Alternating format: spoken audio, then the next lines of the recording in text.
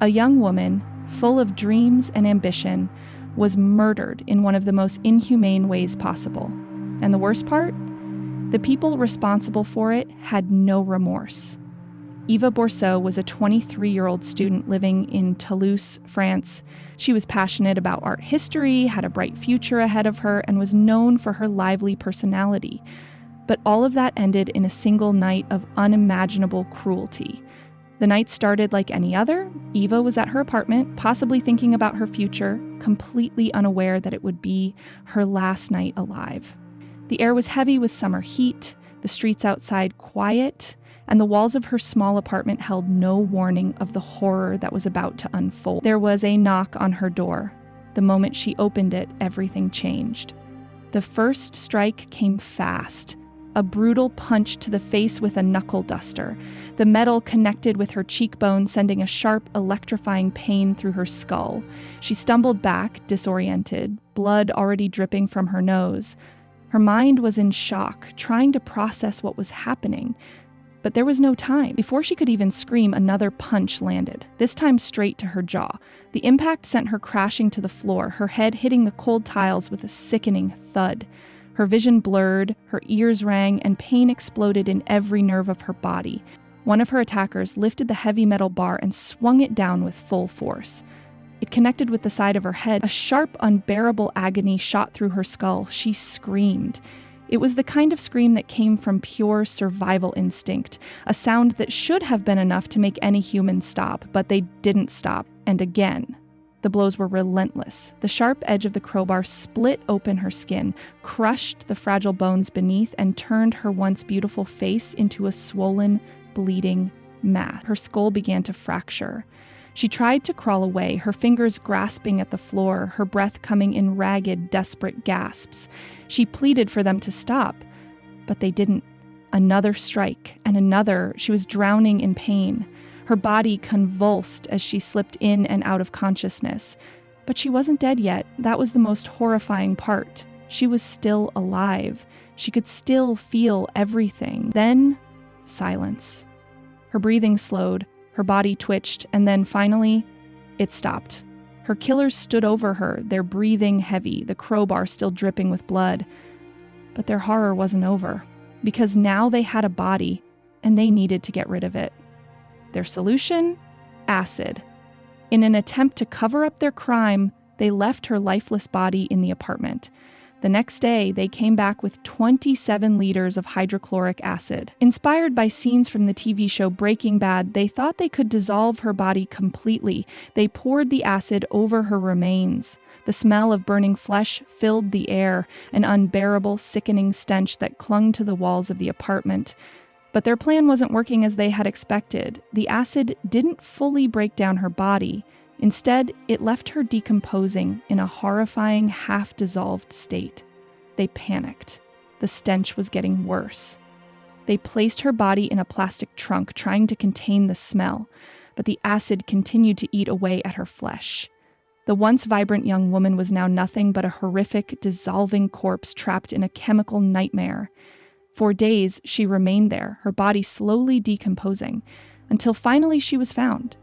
The question now is, who were the monsters behind this, and why did they do it? To commit such a horrific crime, one must either be born into darkness or shaped by it.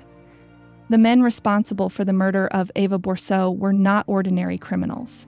They were young, reckless, and completely devoid of empathy. Their path to becoming killers was paved with bad decisions, dangerous influences, and an obsession with crime and violence. The first killer, a life of drugs and delusion. The first man behind Eva's murder was once just another student, blending into the crowds of Toulouse. But behind the normal facade, he was a man drowning in drug addiction, debts, and a growing hunger for control. He had been a bright student at one point, someone who could have had a promising future, but he had strayed far from that path. His life revolved around drug trafficking and the dark underworld of fast money, quick highs, and violent consequences. By the time he met Eva, he was already sinking. He owed thousands of euros to dangerous people, and his desperation was growing. He saw Eva not as a friend or even a human being, but as a solution to his financial problems. That's when he made a choice that would change everything. Instead of finding a way out of his debt, he planned a robbery, and not just any robbery, one that would involve murder. The second killer, the follower with no conscience. The second man involved was not the mastermind. He was a follower, someone who lived in the shadow of others, willing to do whatever it took to prove himself. A man desperate to belong. Unlike his accomplice, he had no financial struggles pushing him toward crime. What he had was a fascination with violence. He idolized criminals, worshipped gang culture, and romanticized the idea of living outside the law. For him, this was a game, a test of loyalty, a chance to prove how far he was willing to go. When he was told the plan to kill Eva, to take what she had, to erase her from existence, he didn't hesitate. He didn't object. He agreed. This was not a moment of weakness or a crime of passion. It was a calculated decision made by two men who saw another human being as nothing more than an obstacle. How they became killers, both men had been drawn into a world of crime, drugs, and reckless thrill-seeking.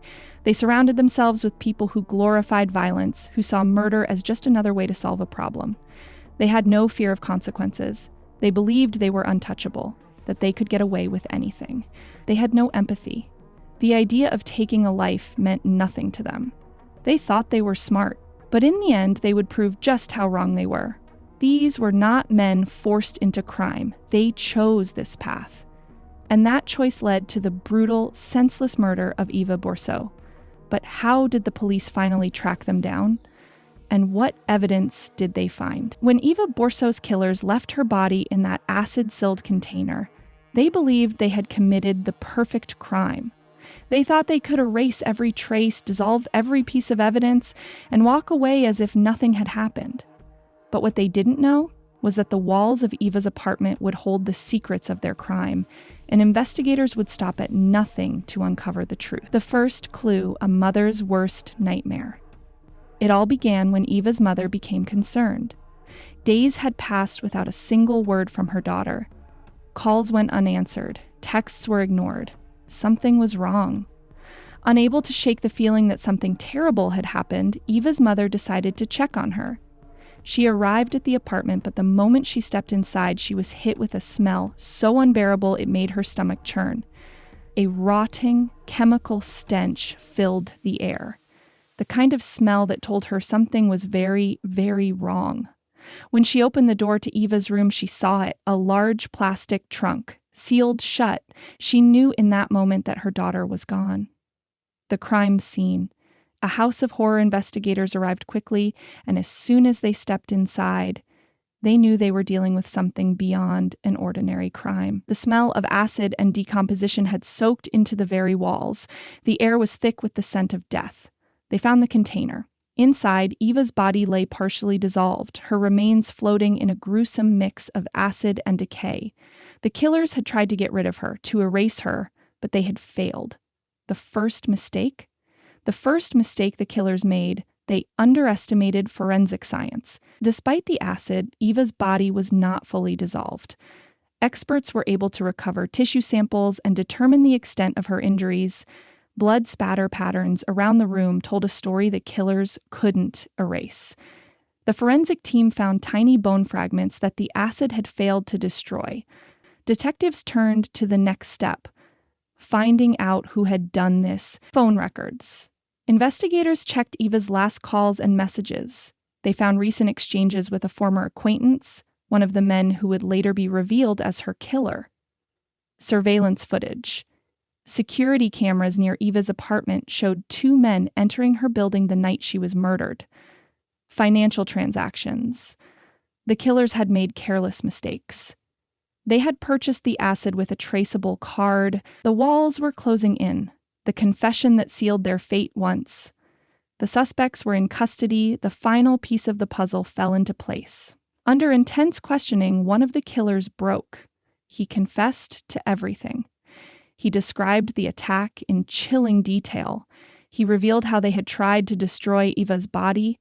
He even admitted that they had been inspired by the TV show Breaking Bad. With a confession in hand and overwhelming forensic evidence, the case was closed. But what happened when they faced justice? Did they get what they deserved? The evidence was overwhelming. The confessions had been made.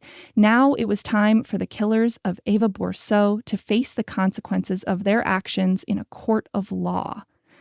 The trial took place in Toulouse, France, drawing national attention. The brutal nature of the crime, the sheer savagery of the murder, and the failed attempt to dissolve Eva's body shocked the public. People wanted to see justice. As the courtroom filled, the tension was thick. Eva's family sat in silent grief, their faces a mask of pain. Journalists took notes, capturing every detail, while the accused sat before the judge, awaiting their fate. The prosecution's case, a murder without mercy. The prosecution built their case around one undeniable truth. This was not a crime of impulse. It was a calculated, deliberate murder. The killers had planned everything, from the attack to the disposal of Eva's body. They had shown no remorse. Even after her death, they treated her remains like a problem to be solved, not a life lost. The brutality of the attack left no room for doubt. The blows to Eva's head, the attempt to dissolve her in acid, this was beyond comprehension. The Breaking Bad inspiration showed a chilling level of detachment. Prosecutors described the murder as cold, methodical, and monstrous. The jury listened in silence as they laid out the horrific timeline of events, showing how the killers had lured Eva into a trap, beaten her mercilessly, and left her body to decay. The defense, desperation and regret, the defense attempted to paint a different picture. One of the accused claimed he never intended to kill Eva. He insisted that things had gotten out of control. They tried to shift blame, saying the attack was motivated by drug debts. They expressed regret, but their words felt empty compared to the horror they had inflicted. Despite their attempts to soften the jury's view, their own confessions betrayed them. The planning, the execution, the acid.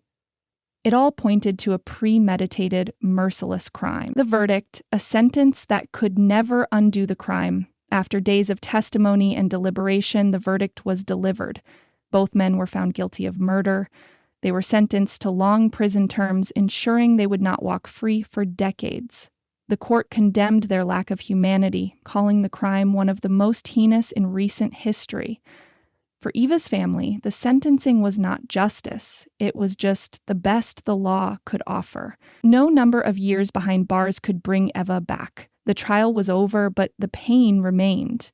What happened to the families? How did Eva's family cope with this unimaginable loss? The trial was over, the killers had been sentenced, but for the families left behind, the nightmare was far from over.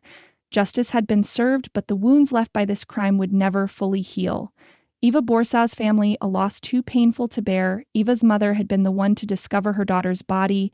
That moment would haunt her for the rest of her life. The unbearable stench, the sight of the sealed plastic trunk, the realization that her daughter was gone forever. It was an image she could never erase. For Eva's parents, the grief was suffocating. How do you move forward when your child has been taken in such a horrific way?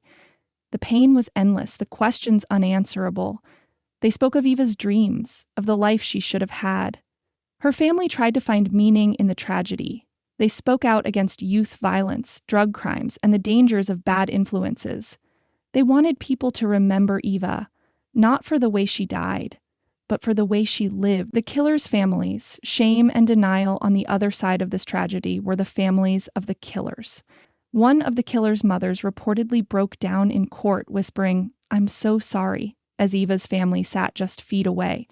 But what do apologies mean when the crime has already been committed, when a life has already been lost? A city that will never forget the murder of Eva Bourseau shook the entire city of Toulouse. It wasn't just the brutality of the crime that made it unforgettable. It was the fact that she had trusted the people who killed her. For weeks, people placed flowers and candles outside Eva's apartment. Strangers wept for a girl they had never met. Eva's story is one that should never have had to be told. She was young, she had dreams, she had a future, but because of two men who saw her as nothing more than a way to make quick money, her life was cut short in the most brutal way imaginable. As we remember Eva, we must also ask ourselves, how many more lives will be lost before we truly understand the consequences of violence? And if you want to see more cases like this covered, make sure to subscribe for more true crime stories. because these stories deserve to be told.